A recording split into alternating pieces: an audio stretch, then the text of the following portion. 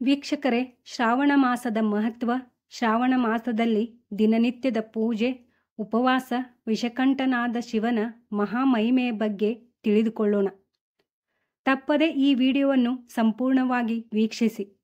ಯಾಕಂದರೆ ಅಪೂರ್ಣವಾದ ಜ್ಞಾನವು ಅಪಾಯಕಾರಿಯಾಗಿರುತ್ತದೆ. ಜೊತೆಗೆ ಇನ್ನಷ್ಟು ಹೆಚ್ಚಿನ ಇದೇ ರೀತಿಯ ಉಪಯುಕ್ತವಾದ ಮಾಹಿತಿಯ ವಿಡಿಯೋಸ್ಗಳಿಗಾಗಿ ಈ ಚಾನಲನ್ನು ತಪ್ಪದೆ ಸಬ್ಸ್ಕ್ರೈಬ್ ಮಾಡುವುದನ್ನು ಮರೆಯದಿರಿ. ಮಾಸಗಳಲ್ಲೇ ಶ್ರಾವಣ ಮಾಸವು ಅತ್ಯಂತ ಪ್ರಮುಖ ಮಾಸವಾಗಿದೆ. ಈ ತಿಂಗಳಲ್ಲಿ ಶ್ರಾವಣ ಶಿವರಾತ್ರಿ ಪ್ರಮುಖವಾದುದಾಗಿದೆ. ಶ್ರಾವಣದಲ್ಲಿ ಶಿವನನ್ನು ಆರಾಧಿಸಿದರೆ ಶುಭ ಫಲವು ನಮ್ಮದಾಗುತ್ತದೆ. ಶಿವನ ಆರಾಧನೆಯು ವ್ಯಕ್ತಿಯ ಮನಸ್ಸನ್ನು, ಇಂದ್ರಿಯವನ್ನು, ದೇಹವನ್ನು ಮತ್ತು ಆತ್ಮವನ್ನು ಶುದ್ಧೀಕರಿಸುತ್ತದೆ. ಅನೇಕ ಗ್ರಂಥಗಳಲ್ಲಿ ಶ್ರಾವಣ ಮಾಸವನ್ನು ಅತ್ಯಂತ ಪವಿತ್ರವೆಂದು ಹೇಳಲಾಗಿದೆ. ಶ್ರಾವಣ ತಿಂಗಳಲ್ಲಿ ಶಿವಭಕ್ತರು ಕಠಿಣ ಉಪವಾಸವನ್ನು ಮತ್ತು ಪ್ರಾರ್ಥನೆಯನ್ನು ಮಾಡಿ ತಮ್ಮ ಕೋರಿಕೆಯನ್ನು ಈಡೇರಿಸಿಕೊಳ್ಳುತ್ತಾರೆ. ಇದೇ ಕಾರಣಕ್ಕಾಗಿಯೇ ಶ್ರಾವಣ ಮಾಸ ಅತ್ಯಂತ ಪ್ರಮುಖವಾದದ್ದು. ಅತ್ಯಂತ ಪ್ರಮುಖ ವಿಷಯವೆಂದರೆ ದೇವರುಗಳ ಮತ್ತು ಅಸುರರ ನಡುವೆ ನಡೆದ ಸಮುದ್ರ ಮಂಥನ ಸಂದರ್ಭದಲ್ಲಿ ಹೊರಹೊಮ್ಮಿದ ಹಾಲಾಹಲವನ್ನು ಶಿವನು ಸೇವಿಸಿದ ಸಮಯವಿದು. ಮಂಥನದ ಸಮಯದಲ್ಲಿ ಸುಮಾರು 14 ವಿವಿಧ ರತ್ನಗಳನ್ನು ಹೊರಹೊಮ್ಮುತ್ತದೆ. ಅದರಲ್ಲಿ ಹಾಲಾಹಲ ಎನ್ನುವ ಕಾರ್ಕೋಟ ವಿಷವೂ ಕೂಡ ಒಂದು. ಹಾಲಾಹಲ ವಿಷವು ಹೊರಹೊಮ್ಮುತ್ತಿದ್ದಂತೆ ಬ್ರಹ್ಮಾಂಡದಲ್ಲಿ ಅಲ್ಲೋಲ ಕಲ್ಲೋಲವಾಗಲಾರಂಭಿಸಿತು. ಆಗ ಶಿವನು ಬ್ರಹ್ಮಾಂಡವನ್ನು ರಕ್ಷಿಸಲು ವಿಷವನ್ನು ಸೇವಿಸಿದ. ಇದನ್ನು ಗಮನಿಸಿದ ಪಾರ್ವತಿಯು ಓಡಿಬಂದು ತನ್ನ ಪತಿಯ ಗಂಟಲನ್ನು ಬಿಗಿಹಿಡಿಯುತ್ತಾಳೆ. ಆಗ ವಿಷವು ಶಿವನ ಕಂಠದಲ್ಲೇ ಉಳಿದುಕೊಳ್ಳುತ್ತದೆ. ಅಂದಿನಿಂದ ಶಿವನನ್ನು ನೀಲಕಂಠ ಎನ್ನುವ ಹೆಸರಿನಿಂದ ಕರೆಯಲಾಗುತ್ತದೆ. ಮನೆಯಲ್ಲಾಗಿರಬಹುದು, ದೇವಾಲಯಗಳಲ್ಲಾಗಿರಬಹುದು, ಪೂಜೆ, ವ್ರತ, ಭಜನೆಗಳಂತಹ ಧಾರ್ಮಿಕ ಚಟುವಟಿಕೆಗಳಲ್ಲಿ ಪಾಲ್ಗೊಳ್ಳಬೇಕು. ಈ ತಿಂಗಳಲ್ಲಿ ಒಮ್ಮೆಯಾದರೂ ಶಿವನ ದೇವಾಲಯಕ್ಕೆ ಭೇಟಿ ನೀಡಬೇಕು. ಈ ತಿಂಗಳ ಪ್ರತಿದಿನವೂ ಧಾರ್ಮಿಕ ಮಹತ್ವವನ್ನು ಹೊಂದಿದೆ. ಇದಿಷ್ಟು ವಿಷಕಂಠನಾದ ಶಿವನ ಮಹಿಮೆ.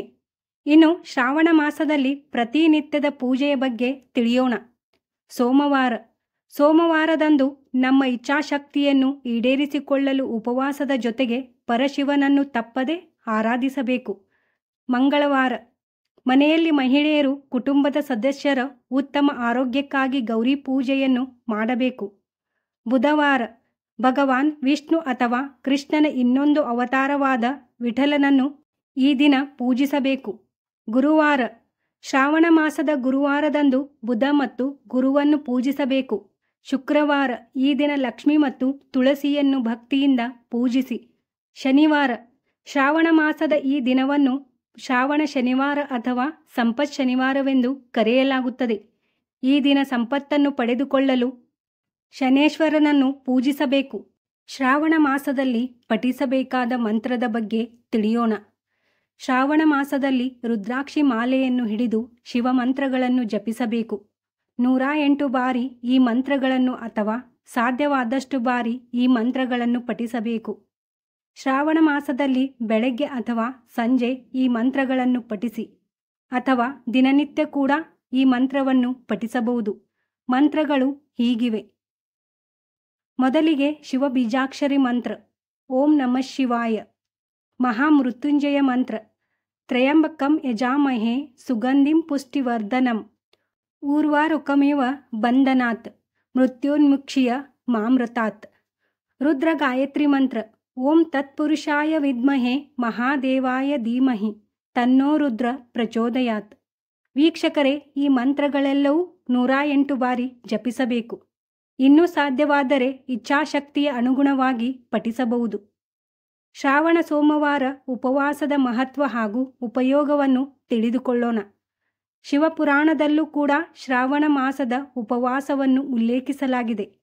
ಶ್ರಾವಣ ಸೋಮವಾರ ಉಪವಾಸದಂದು ಶಿವಭಕ್ತರು ನೀರನ್ನು ಹೊರತುಪಡಿಸಿ ಬೇರಾವ ಆಹಾರವನ್ನು ಸೇವಿಸುವುದಿಲ್ಲ.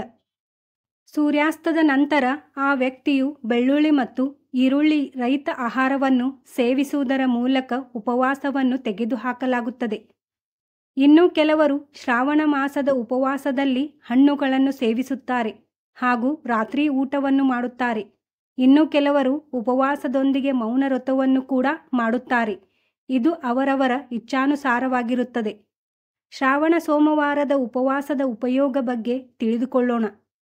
ಭಕ್ತರಿಗೆ ಆಧ್ಯಾತ್ಮಿಕ ಆಶೀರ್ವಾದವೂ ಲಭ್ಯವಾಗುತ್ತದೆ. ವ್ಯಕ್ತಿಗಳ ದೈಹಿಕ ಮತ್ತು ಮಾನಸಿಕ ಆರೋಗ್ಯವನ್ನು ಸುಧಾರಿಸುತ್ತದೆ. ಇಚ್ಛಾಶಕ್ತಿಯನ್ನು ಮತ್ತು ಸ್ಮರಣಾಶಕ್ತಿಯನ್ನು ಹೆಚ್ಚಿಸುತ್ತದೆ. ಶ್ರಾವಣ ಸೋಮವಾರದಂದು ಮದುವೆಯಾಗದ ಕನ್ಯೆಯರು ಉಪವಾಸದ ವ್ರತವನ್ನು ಕೈಗೊಂಡರೆ ಉತ್ತಮ ಪತಿಯನ್ನು ಪಡೆಯುತ್ತಾರೆ. ಶ್ರಾವಣ ಸೋಮವಾರದ ಉಪವಾಸ ವ್ರತವು ನಕಾರಾತ್ಮಕ ಶಕ್ತಿಯನ್ನು ದೂರ ಮಾಡುತ್ತದೆ. ಶಿವಪುರಾಣದ ಪ್ರಕಾರ ಶ್ರಾವಣ ಮಾಸದಲ್ಲಿ ಉಪವಾಸವನ್ನು ಆಚರಿಸುವುದರಿಂದ ನಿಮ್ಮೆಲ್ಲ ಆಸೆಗಳು ಈಡೇರುತ್ತದೆ ಮತ್ತು ಶಿವನ ಆಶೀರ್ವಾದವು ನಿಮ್ಮದಾಗುತ್ತದೆ.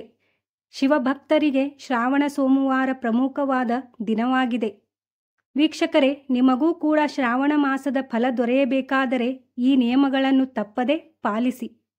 ಪ್ರಿಯ ವೀಕ್ಷಕರೇ, ತಮ್ಮಲ್ಲಿ ಕೋರಿಕೆ, ಈ ಮಾಹಿತಿಯು ನಿಮಗೆ ಖಂಡಿತವಾಗಿಯೂ ಉಪಯುಕ್ತವಾಗಿದೆ ಎಂದು ಭಾವಿಸುತ್ತೇವೆ.